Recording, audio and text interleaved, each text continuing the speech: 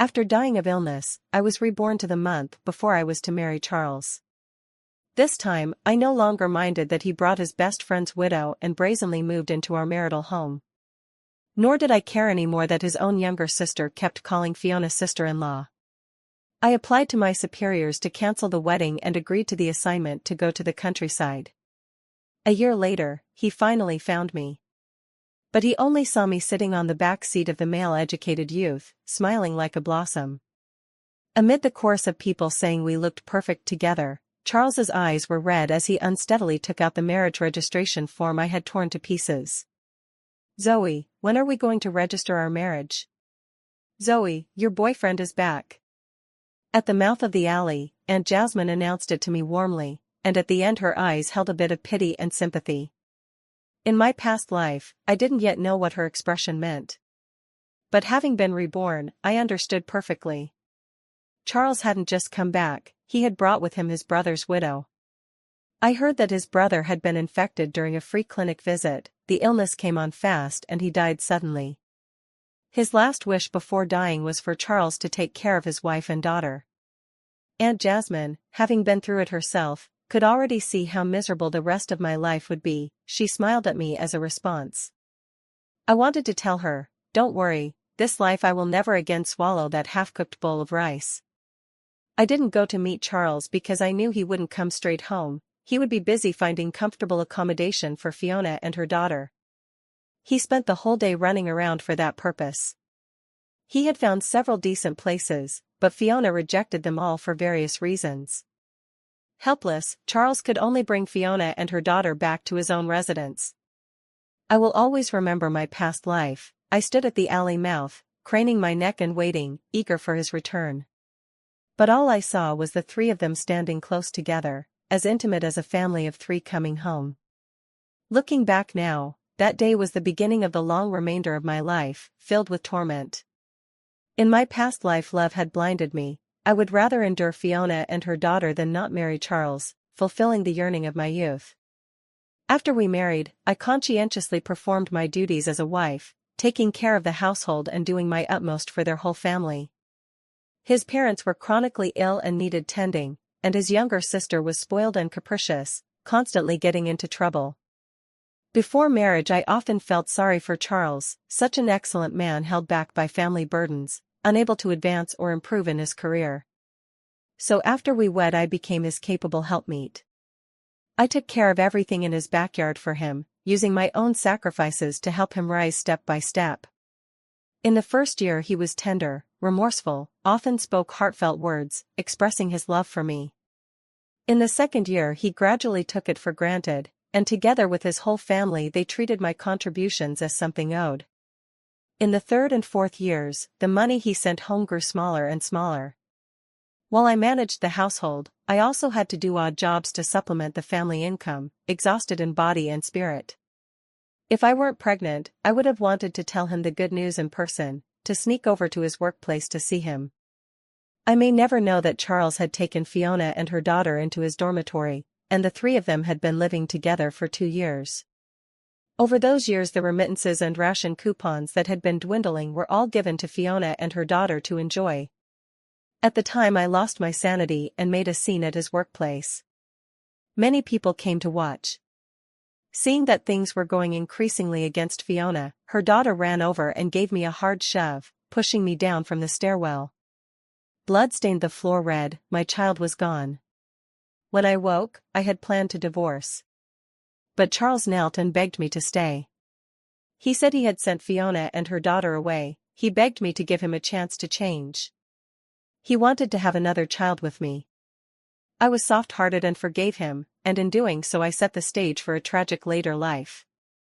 It wasn't until more than 10 years later that I saw Fiona's daughter's graduation speech online. When she introduced her parents to the audience, the faces that appeared were Fiona's and Charles's.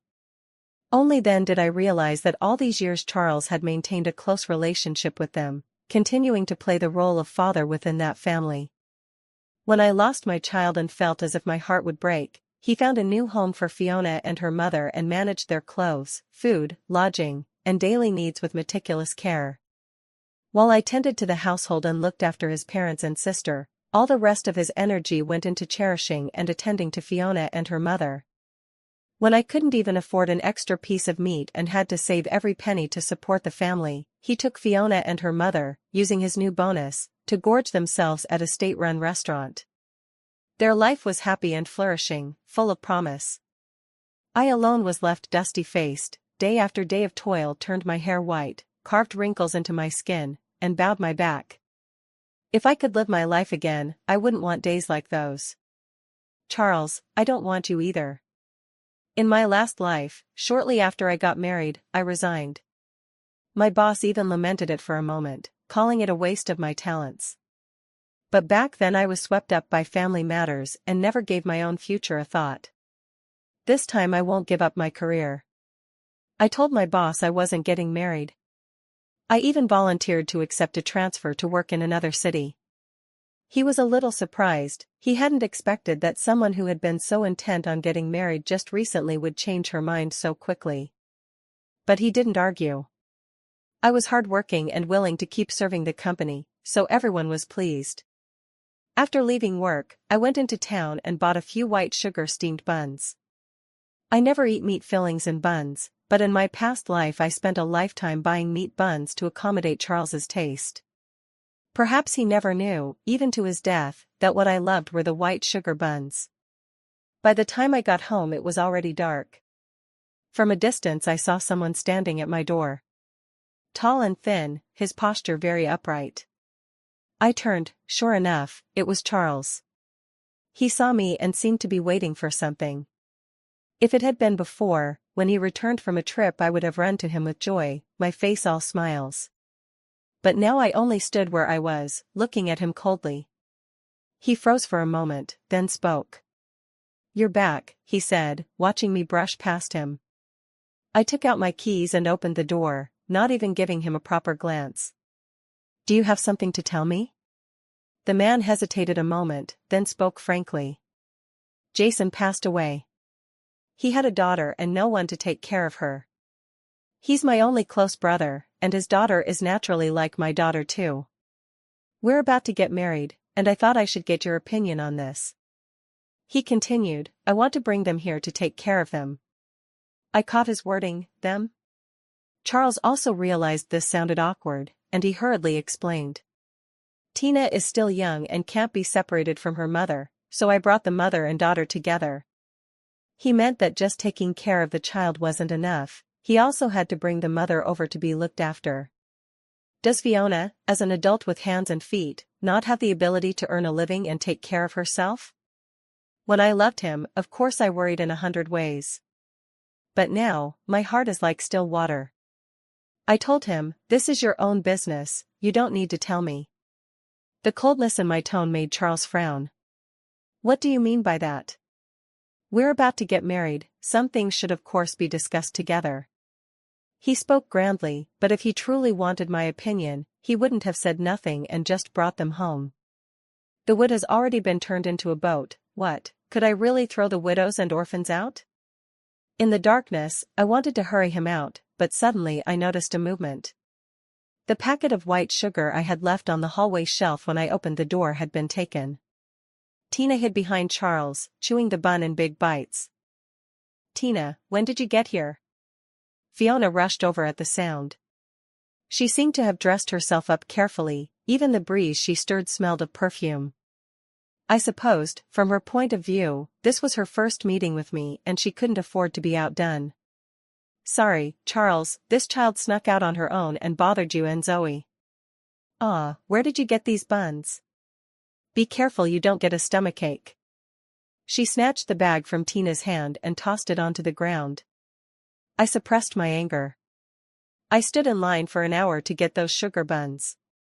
Embarrassment colored Fiona's face, she forced an awkward laugh. "Oh, it was Zoe who gave them. My Tina usually doesn't eat things from strangers, her stomach is delicate. You should probably not be stuffing her with food in the future." Hearing that, it was as if the blame had been put on me. I let out a sarcastic laugh. "I put the buns carefully on the shelf, how did they end up in her mouth? Taking someone else's things without permission and eating them, how are you teaching your child?" After my mockery, Fiona immediately looked at Charles with a pout of grievance. The pitiful expression was almost moving. Enough, it's just 2 buns. Zoe, since when did you become so petty? Why pick on a child? They instantly formed a united front, as if I were the enemy. In my previous life, many times, Charles did the same, firmly standing with Fiona and her daughter, treating me as the opposing side, using accusations and emotional coercion to force me to comply, to tolerate. Last life I put up with enough, this time there's no way I'll swallow my pride again. Taking something small is one thing, but small things reveal big truths. A person's character shows in little matters. You might say a child is young and doesn't understand, but if an adult knows it's wrong and doesn't teach them, then that child is the one truly ruined. Isn't that Charles always priding himself on being learned, loving to educate others, always wielding grand morals to shut me up? Well, I'll use that same set of tricks on him. Sure enough, when Charles heard my words his expression flickered uneasily. He looked at Fiona. I remember giving you money, you didn't buy the child any food? How did she get so hungry that she went out to take someone else's things to eat? Fiona bit her lip in grievance and lowered her head. I'm sorry, Charles. I snapped the door shut with a bang, cutting off the sounds from outside. Whatever they were doing had nothing to do with me. The next day I went to the office again. The boss told me the transfer paperwork had come through and urged me to hurry and buy a train ticket. This reassignment was a bit sudden, and the conditions over there were harsh, but the unit promised that after the 3-year term, I would get a promotion and a raise. I accepted gladly. It wasn't really about the pay, as long as I could get far away from Charles and his whole family, never to see those filthy matters again, I would be satisfied. That day I left early to buy a ticket. I didn't expect to run into the 3 of them in the mouth of the alley, looking flustered. Charles and Fiona were together, and they were holding Tina, whose face was contorted in pain. I meant to walk around them, but Fiona stopped me and spoke first. It was you, wasn't it? Yesterday the child stole 2 of your buns, and you held a grudge and fed her something dirty. Tina is vomiting and has diarrhea now, are you satisfied? It was utterly unreasonable.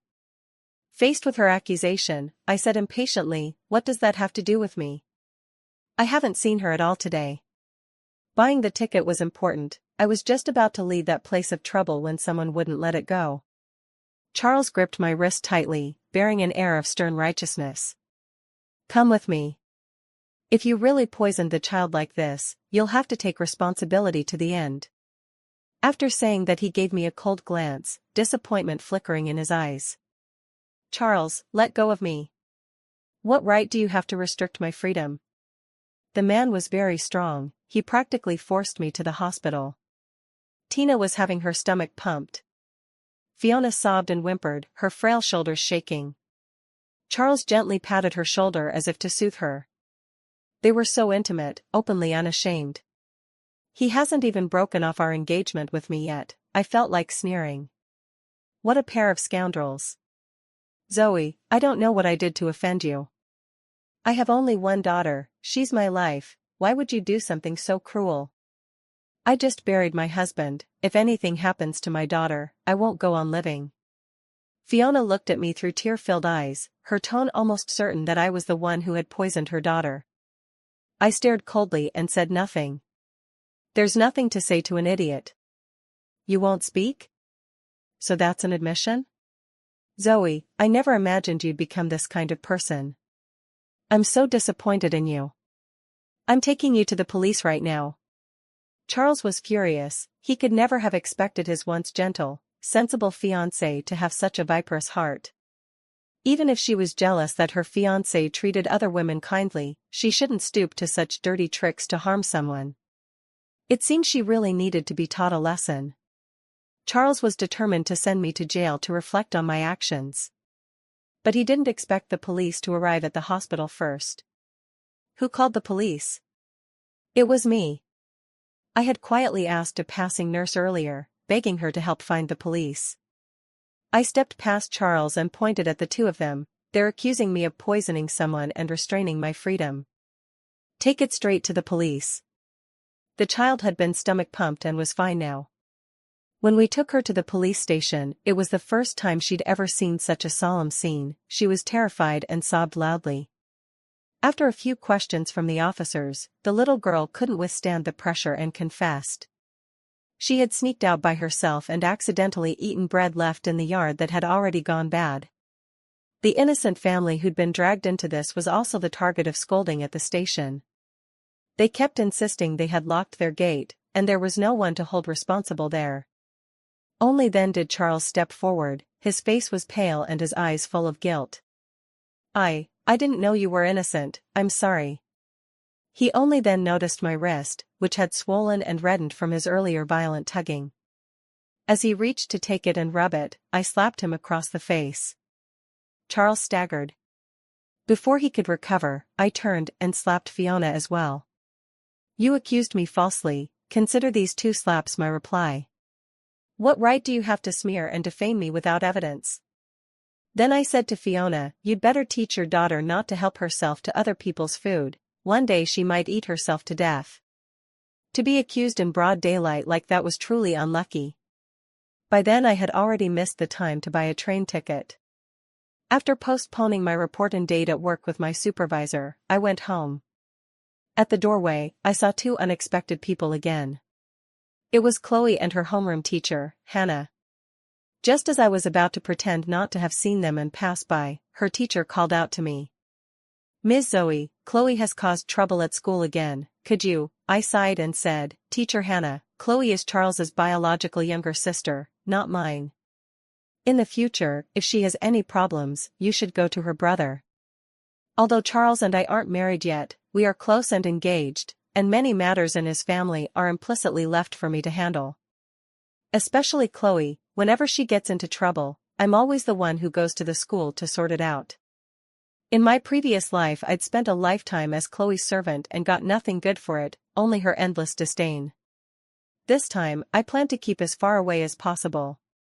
I had no intention of getting involved in anything to do with that whole family.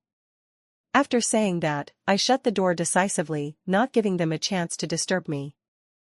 I still had to ask someone about train tickets tomorrow, maybe someone would return one, and the price could be negotiated. In any case, I wanted to leave this place as soon as possible. I slept until evening and was woken by raised voices outside. When I opened the window, I saw Charles and Fiona entangled in an argument at the mouth of the alley. Charles, I think I'd better go. Zoe must have something against me. You saw her hit me today. If I really live here, who knows how many more humiliations I'll have to endure. I'd rather endure hardship and hard work than live with this indignity. The woman held the child, crying out that she was leaving, but her feet didn't move an inch. It wasn't like she actually intended to go. Saying she would leave was really just a way to make Charles come to her and settle the score for that slap. This tactic of retreating to advance was exactly the same as in her previous life. Charles grabbed her. Fiona, Zoe acted on impulse today. After all, we did accuse her first. You're a woman without a job, with a child, where would you go? I promised Jason I would take good care of you and the child. Stay here and don't worry. As for Zoe, I'll talk to her. I drew the curtains and continued packing. About an hour later, someone knocked on my door. At the door, Charles was holding a bag of fruit. He smiled at me and called my name. Zoe, I came to chat with you. He tried to step inside, but I blocked the doorway and didn't budge. Say whatever you have to say here. My tone was cold. After all, we're not married. An unmarried man and woman alone in a room would give the wrong impression. In the moonlight, Charles's handsome face looked as it always did, still marked by the red handprint I'd left this afternoon. He pressed a hand to his forehead and sighed. Are you still mad at me for bringing Fiona and her mother back? Charles spoke earnestly. Zoe, you're an educated, literate woman. I thought you were the most reasonable of all. I snapped back at him without any politeness. Charles, you're overthinking. I've said it before, your decision has nothing to do with me. My coldness seemed to have struck a nerve. Charles hurriedly explained himself. I've already sent them away.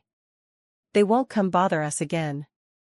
One moment he was lingering by the roadside, the next he had them escorted off? I raised an eyebrow and looked at him, a little surprised. Charles seemed to be declaring his resolve to me. I understand, we're the ones who will be married in the future. What are two outsiders more or less? Don't worry, I'm not that foolish. Now he was surprisingly clear-headed.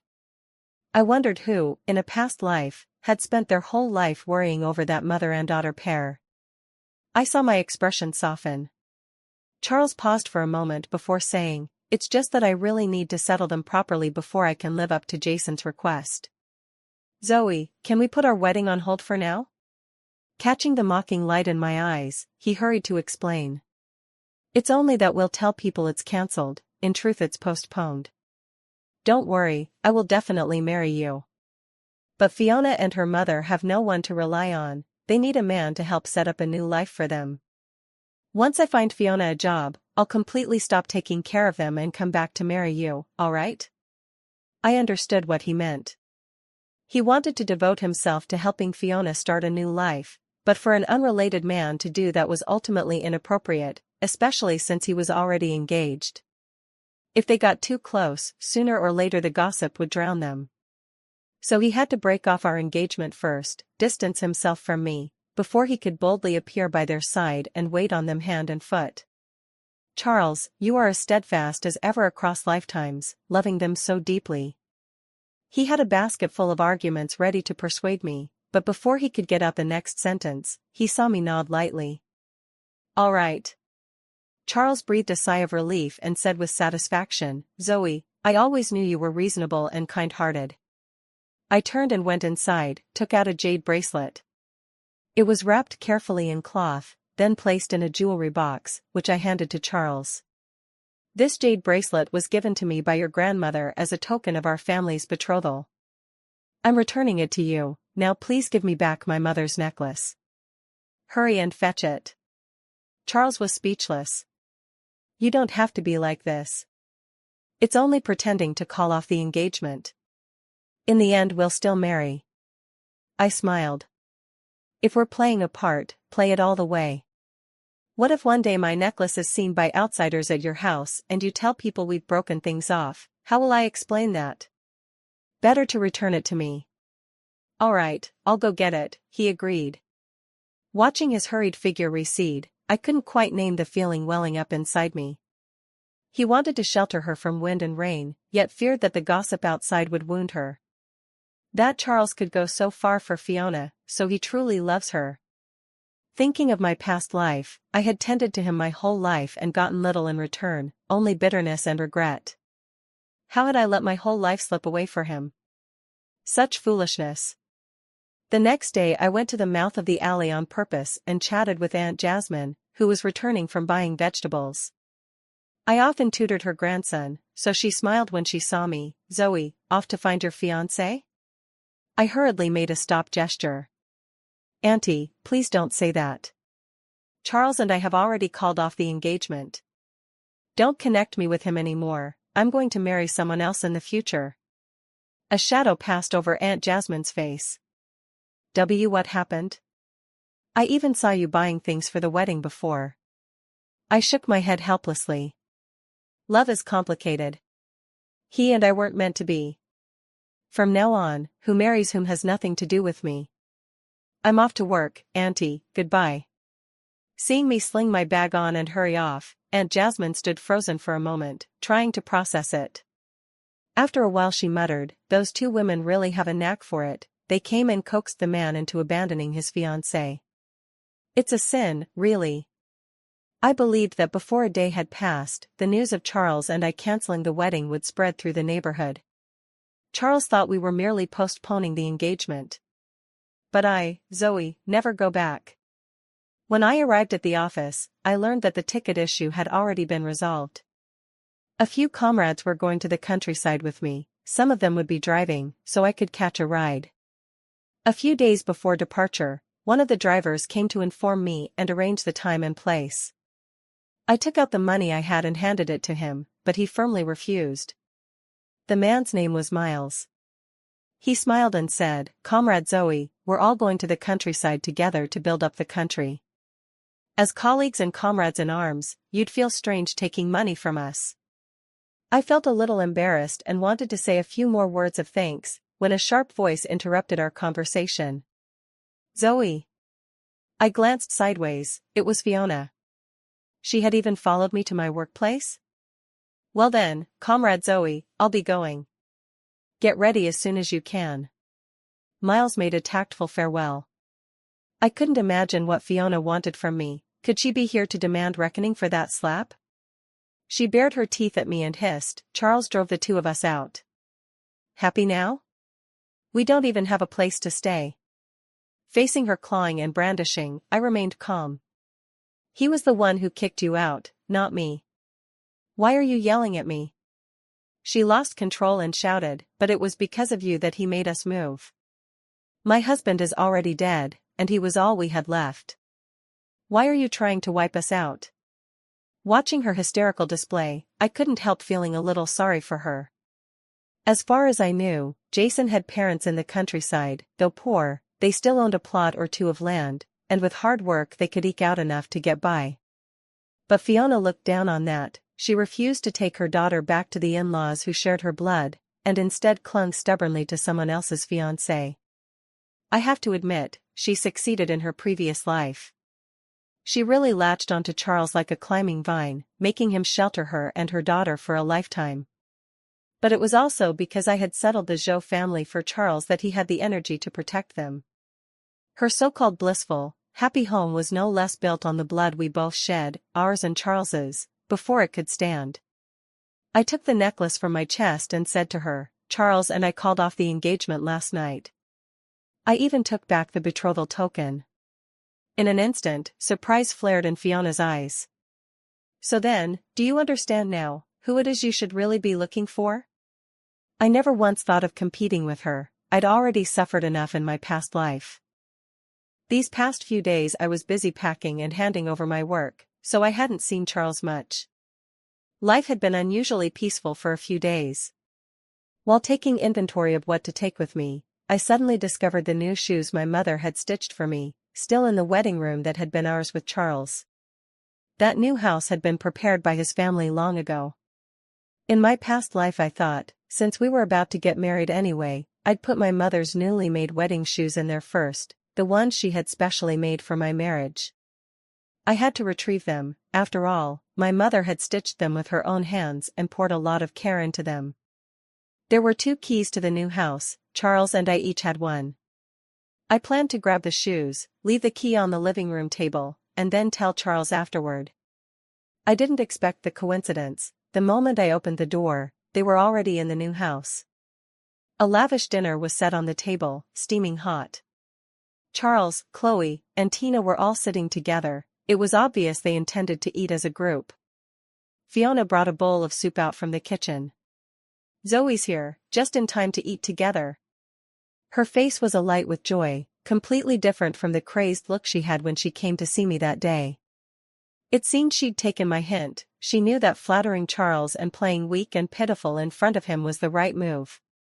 And Chloe giggled as she called Fiona sister-in-law, as if she were saying it just for me to hear. Fiona blushed and demurred, "You kid, don't call me that."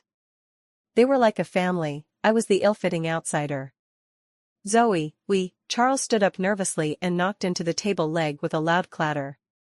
He immediately began to explain something, but I didn't give him the chance. I walked straight into the room and took out the shoes my mother had made from the wardrobe. Then I placed the keys on the coffee table. "I'll leave the keys here." I glanced at the bedroom. It was already filled with Fiona and her daughter's things. They had claimed the room before me, the one I had once been the mistress of. I even kindly reminded Fiona, "By the way, the new apartment's windows aren't all securely fixed yet. When it gets windy at night, remember to prop something against them." Then I departed, feeling my good deed done. I was almost completely unconcerned about Charles secretly settling them into our new home behind my back. I went downstairs and Charles hurriedly caught up. "Zoe, wait, let me explain." He was out of breath, a sight rarely seen. The usually composed, proper Charles had never seemed so urgent. Understanding as always, I spoke on his behalf. You don't need to say much, I know. You only gave them our marital home because you felt sorry for the mother and daughter. You didn't want to let your brother down, so you took care of everything for them. You're being righteous and dutiful, considerate and thorough, and that's why you felt forced to annul our engagement for the time being on their behalf. Charles was dumbfounded. All of these were things he had used against me in his past life. He was trying to glean some hint of anger from beneath my calm exterior, but what I showed him was nothing but detached indifference. Charles had originally been afraid I would get angry, but at this moment he was more afraid that I wouldn't. It seemed as if he couldn't find a single sign that I cared for him. They're only staying here temporarily, they'll move out later. Once I've settled them, we'll get married. We will definitely get married. He didn't know whether he was saying it to me or to himself. But right now, I didn't even have the patience to listen to him finish. All I knew was that I could leave here tomorrow afternoon. Awaiting me was a new life without them. I slept until midnight, when a steady rain began outside. Amid the patter of water, I vaguely heard the sound of a door opening. My chest tightened, I got up at once and grabbed the stick from beside the bed. Someone entered the spare room and flopped onto the bed with a noise. Seeing who it was, I immediately relaxed. It turned out to be Chloe. On her days off she often stayed out until the small hours. She avoided going to her brother's, probably to escape his scolding. After all, Charles was a stickler for rules. If he knew his sister was regularly out all night, he would surely fly into a rage and give her a proper telling off. Compared to my stern brother, I, his not yet married sister-in-law, had become her safe harbor. When Chloe got into trouble, she wouldn't even tell her parents, she only dared come to me. Because I would handle everything for her out of respect for Charles, not even speaking a harsh word to her. That night she must have been out partying with classmates somewhere again, and was so exhausted she fell asleep the moment her head hit the pillow. I sighed and felt around her clothes for the key to my place. This house belongs to my uncle and aunt. Because it's close to my workplace they kindly let me live here instead of selling it. The main reason I chose to stay here, though, was that it was close to Charles's home. When I leave, I'll write to Uncle and have them come clear out the house, by then Chloe won't be able to get in either. Fine, let her sleep this last night. By the weak light, I cautiously noticed that Chloe's face was an odd flush. She'd been in the rain and looked unwell. I reached out and, sure enough, she had a high fever. I immediately felt the situation was tricky. Looking out the window, the rain was pouring, there was no way to go out. I hurriedly pulled on a raincoat and went to Charles's house to knock. Charles, your sister has a fever. Take her to the hospital. I kept knocking for minutes, my knuckles turning red. No answer. Instead, the neighbor next door poked her head out. Zoe, you're looking for Charles? He went out last night saying he was going to the new house to fix the windows, he hasn't come back yet. My heart sank to the bottom of a pit. I had been counting on Charles's car to take his sister to the hospital. But he'd gone to the marital home to fix the windows for Fiona and her daughter. With this heavy rain, he surely stayed over there. Then what about Chloe? I put my raincoat back on and went inside. Thunder rolled outside and pea-sized raindrops hammered down without stopping. The storm was too heavy to make it to the hospital. Besides, with my strength, I couldn't have dragged Chloe, a girl in her teens, anywhere. With no other option, I filled a basin with water to lower her temperature and wiped her body. I gave her an antipyretic. I stayed at her bedside, caring for her through the night. Only after her fever broke did I doze for a bit at the head of the bed. The next day I woke to a messy bed and Chloe gone. It looked like she'd regained her strength and left. I glanced at the clock, it was almost noon. Only a few hours remained before I had to set off. I cooked a bowl of noodles, ate a couple of careless mouthfuls, and planned to stop by the street to buy some dry food to eat on the way. Unexpectedly, Charles blocked my path. He looked grim and demanded an account from me. Chloe had a fever at your place last night? I was taken aback for a moment and nodded. He stared at me in disbelief. Then why didn't you take her to the hospital? Seeing his shocked expression as if I'd committed some monstrous crime, I couldn't help but laugh in anger. It was pouring, I don't have a car, it was the dead of night, the water levels were rising, how was I supposed to get her to a hospital? You still shouldn't have left her to fend for herself. He sounded disappointed in me, scolding before he even opened his mouth. Seeing him behave as if he had every right, I wanted to slap him. She's your sister, not mine. I went looking for you last night, I knocked until my hands were sore and couldn't find you anywhere. Now you act like you're worried. When your sister had a high fever, where the hell were you? The man suddenly looked guilty, his words stuck in his throat and he couldn't get anything sensible out for a long moment. I glared at him coolly, at this sanctimonious hypocrite. Uncle Leo said you were busy fixing the windows of the new house, never minding it until now, but of course you only start when Fiona moves in. What, you saw the rain and got afraid they'd catch a chill, mother and daughter? You don't care for your own sister, yet you fuss over other people's wives and daughters as if your life depended on it. Your sister had an accident, and now you come here to blame me. Get it straight, our engagement was broken off long ago. We aren't related in the slightest, what reason do I have to run around serving your sister? Besides, last night I wiped her down to cool her off and fed her medicine, I did everything I was supposed to do. How does any of that make me a cold-blooded monster who let her die? You've slapped a huge label on me. Before you point fingers at others, look at what you've done. Have you fulfilled your duties as a brother? My face burned with indignation as I let out all the grievance in one breath. During the years after the engagement, you were often not at home. Who was left to handle that pile of mess that is your family? Don't tell me you don't know. You left your sister to live with me, she kept causing trouble at school every few days, and I was the one who cleaned up after her, bowing and apologizing to the parents of those students, worrying over her studies and daily life. I'm an unmarried sister-in-law, haven't I done more than enough? What, you take my efforts for granted? Am I Chloe's birth mother, or what? Didn't she call herself Sister Fiona that day? Then you should have told her to go take care of Chloe. Use your family, stay far away from me. I don't want to deal with your broken business anymore. After I finished speaking, I shoved him hard. I hurried away from there. Charles called after me loudly. Zoe, Zoe. But I ignored him, I just felt sick. When I returned, Charles was still standing at my doorstep. From a distance I could see him pacing in place, looking anxious. When he saw me, his eyes brightened. Zoe, you're back. He quickly took out the written marriage registration form. Zoe, I was wrong. Let's get married right now, okay? I'll go submit the marriage registration this very minute. That argument a moment ago made Charles's heart sink. He had never seen Zoe hate him like that. It was as if she truly intended to sever all ties with him. Charles grew a little flustered. He hadn't expected to lose Zoe, and he didn't want to lose her.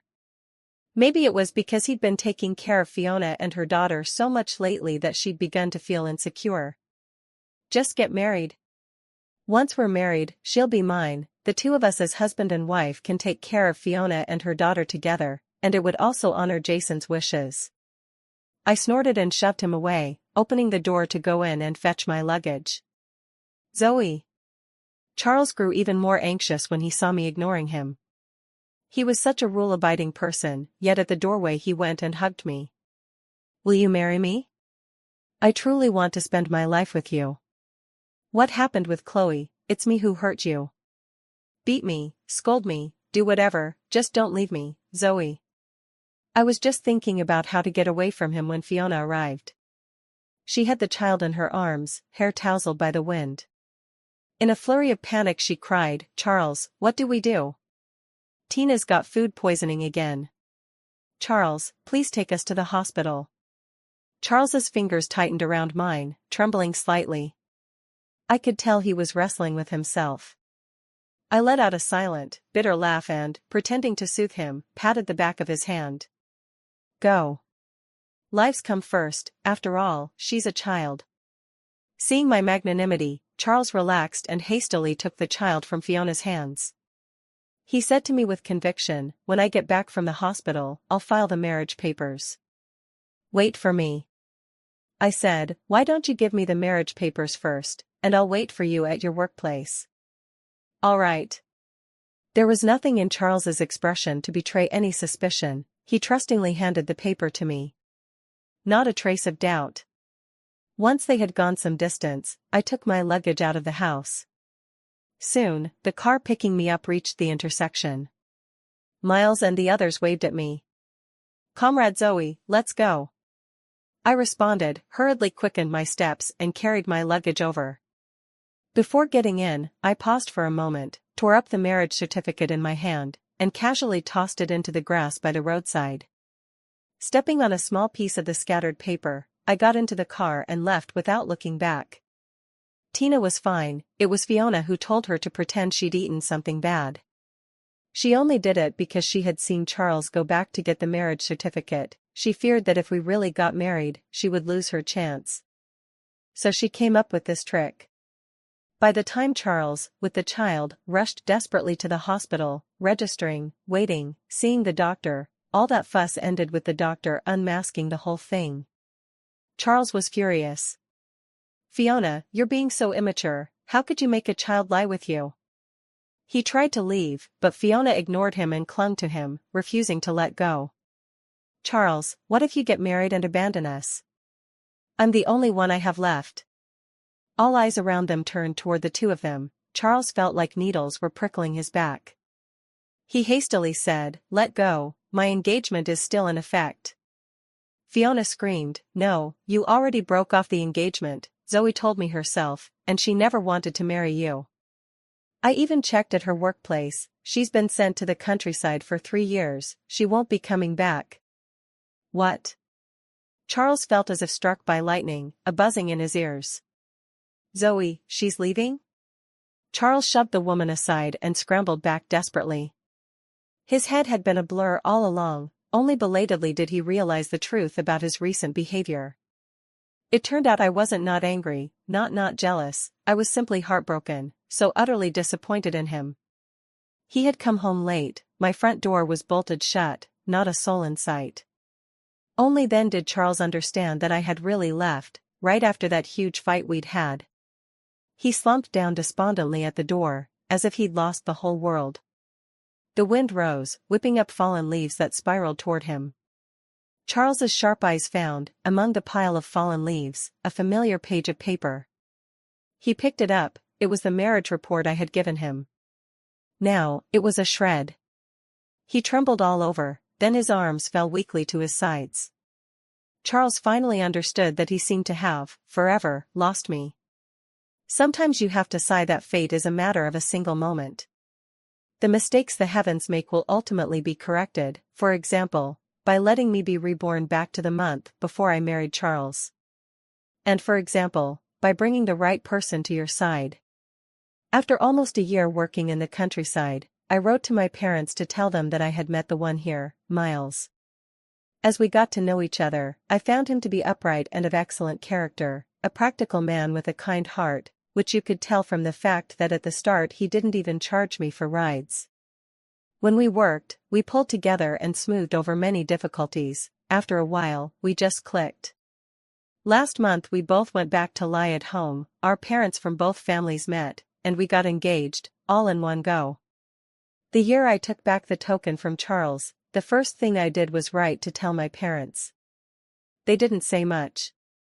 In fact, they had never been very pleased with the Zhou family, thinking the familial relationships were too complicated. If I married in, I'd inevitably have a lot on my plate. Especially the parents in the Zhou family, they were hard to get along with, sharp-tongued, the kind who enjoy picking apart their daughters-in-law the moment they look at them.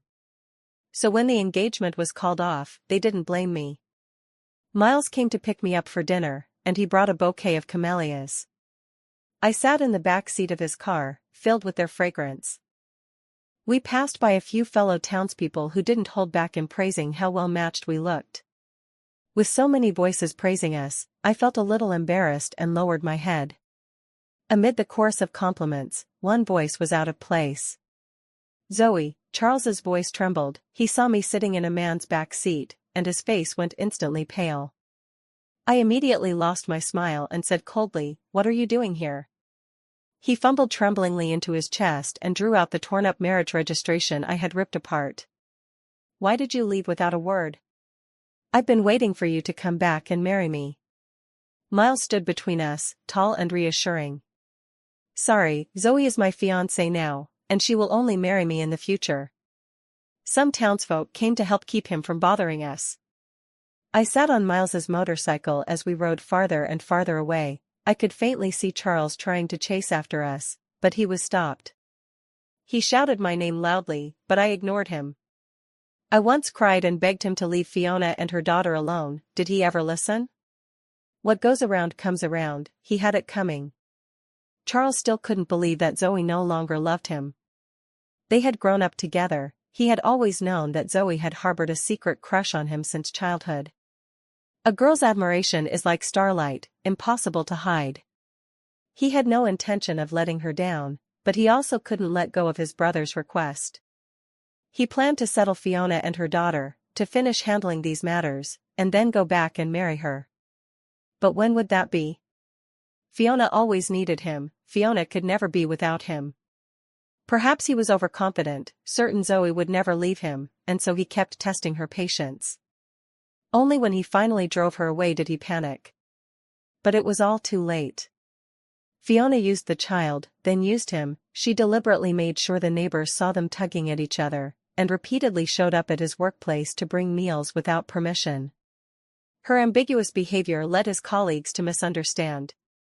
She wanted to bind herself to Charles completely. People's hearts are changeable, and only by marrying him, by being legally bound, could she secure a lifetime of happiness. But Charles was unwilling. He had only agreed to help Jason look after her. One should not take advantage of a friend's wife, he still understood that. So he desperately tried to explain to everyone that there was nothing between them. Yet with Fiona around, no woman would want to marry him. The Zhou parents were anxious and took a disliking to Fiona in every way. Living under the same roof, the house was in constant chaos, with daily squabbles and endless arguments. Charles simply felt exhausted. As it was, these matters were enough to give him a headache, but his younger sister was also so naughty and willful, constantly getting into trouble. Classmates' parents and teachers frequently came to the house to demand explanations. Besides caring for his sick parents, Charles also had to manage matters for Fiona and her daughter, and on top of that he frequently had to clean up the messes Chloe made. He ran between the hospital, home, and school, stretched too thin and utterly exhausted. Finally, when Fiona and Chloe erupted into another fight over who his paycheck this month should buy new clothes for, he blew up and couldn't help overturning the table. He yelled at Fiona, "I'm not your husband. Looking after you is a favor, not my duty. What right do you have to calculate my money?" Then he berated Chloe, "You can't even finish your studies, what are you buying new clothes for? How many times have you visited and cared for your parents in the hospital?